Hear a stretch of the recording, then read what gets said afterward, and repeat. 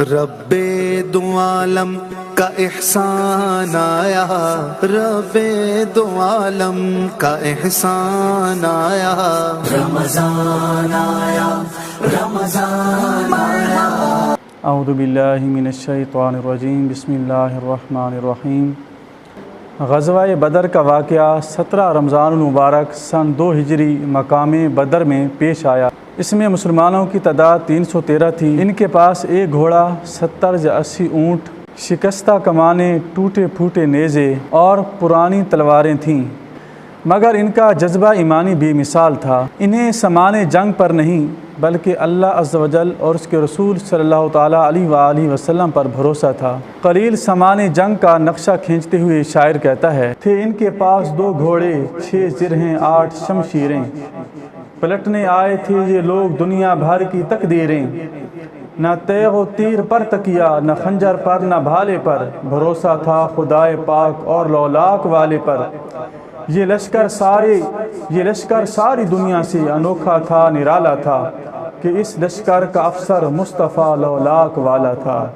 ایک طرف مسلمانوں کی بے سر و سامانی تھی اور دوسری طرف دشمنان خدا و مصطفیٰ 3 گنا زیادہ تھے۔ ان کے پاس 100 برق رفتار گھوڑے تھے، ان پر 100 زرہ پوش جنگجو سوار تھے، 600 اعلیٰ نسل کے اونٹ تھے، کھانے پینے کے ذخائر اٹھانے والے مزید جانور برآں، 9 10 اونٹ ذبح کر کے روزانہ کفار کی پرتکلف دعوت کی جاتی۔ ہر شب بزم عیش و نشاط برپا کی جاتی، جس میں شراب کے جام لڑھائے جاتے، خوبصورت کنیزیں اپنے ناچ اور سحر انگیز نغمات سے ان کے خون کو گرماتی۔ اس کے باوجود غلامان مصطفیٰ صلی اللہ تعالیٰ علیہ وآلہ وسلم کے چہروں پر تسکین اور آرام کا نور برس رہا تھا۔ ان کے دلوں میں ایمان و تسکین کی شمع فروزاں ہے، شراب وحدت کے نشے میں سرشار، اپنے خدا عز و جل کا نام بلند کرنے کے لیے اور اپنے پیارے حبیب کریم صلی اللہ تعالیٰ علیہ وآلہ وسلم کے دین کے پرچم کو پوری دنیا میں اونچا لہرانے کے لیے سر دھڑ کی بازی کا عزم کیے، رضائے الہی کی منزل کی طرف پروانہ وار بڑھے چلے جا رہے تھے۔ انہیں اپنی تعداد کی کمی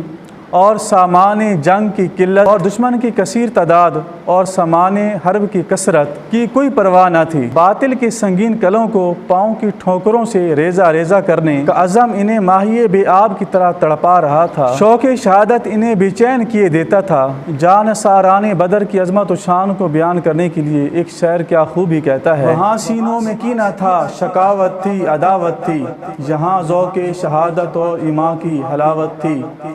مجاہد جن کے وعدے یاد تھے آیات قرآن کے، کھڑے تھے صبح سے ڈٹ کر مقابلے فوج شیطان کے، جو غیرت مند راہ حق میں تھے مصروف جاں بازی، ابد تک نام ان کا ہو گیا اللہ کے غازی۔ غزا حق کے لیے ان کی شہادت تھی، یہ جینا بھی عبادت تھا، یہ مرنا بھی عبادت تھی۔ محمد کی محبت دین حق کی شرط اول ہے، اسی میں ہو اگر خامی تو سب کچھ نامکمل ہے۔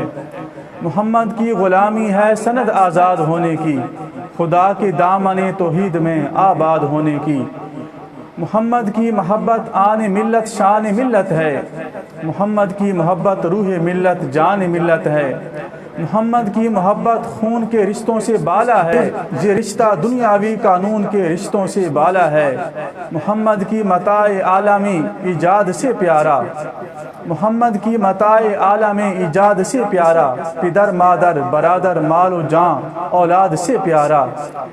یہی جذبہ تھا ان مردان غیرت مند پر طاری، دکھائے جن کے ہاتھوں حق نے باطل کو نگو ساری۔ مسلمان کفار ناہنجار کے ساتھ بڑی بہادری کے ساتھ اور عزم کے ساتھ ان کے ساتھ برسر پیکار تھے۔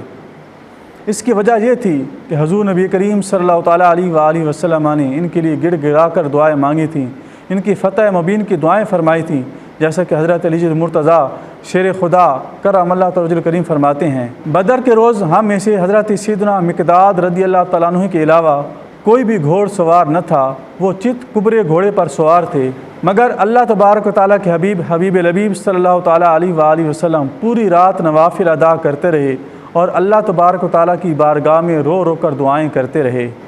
سبحان اللہ عز و جل، اشکوں کی برسات میں جو فتح و نصرت کی دعائیں مانگی گئی ہوں گی، ان کی قبولیت کا کیا عالم ہوگا۔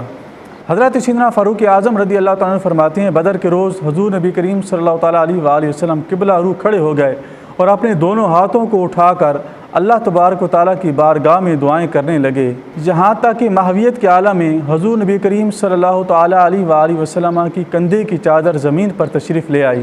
سیدنا صدیق اکبر رضی اللہ تعالیٰ عنہ آگے بڑھے اور چادر کو اٹھا کر حضور نبی کریم صلی اللہ تعالیٰ علیہ وآلہ وسلم کے کندھے پر رکھا اور والہانہ انداز میں پیچھے سے سرکار دو عالم صلی اللہ تعالیٰ علیہ وآلہ وسلم کو سینے سے لگا لیا اور عرض کیا، یا رسول اللہ صلی اللہ علیہ وسلم، آپ کی اللہ تبارک و تعالیٰ سے یہ دعا مانگی ہوئی کافی ہے، یقیناً اللہ تبارک و تعالیٰ اپنے عہد کو پورا فرمائے گا۔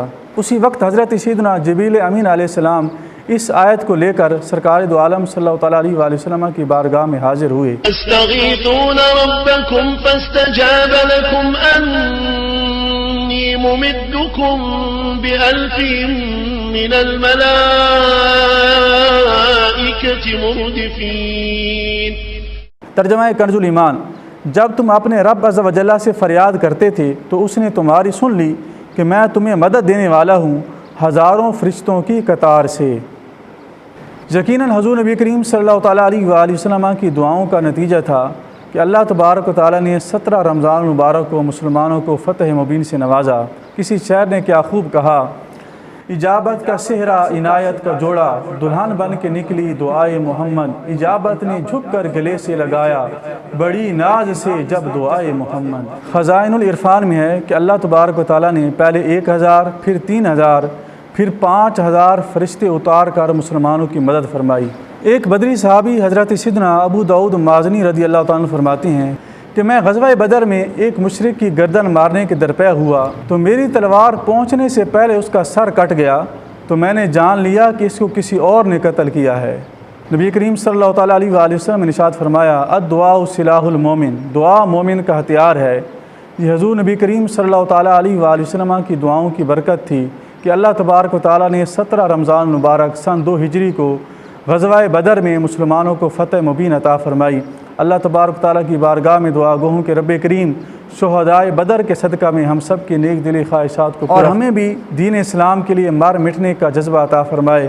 آمین بجاہ نبی الامین وصلی اللہ تعالیٰ علیہ وبارک وسلم۔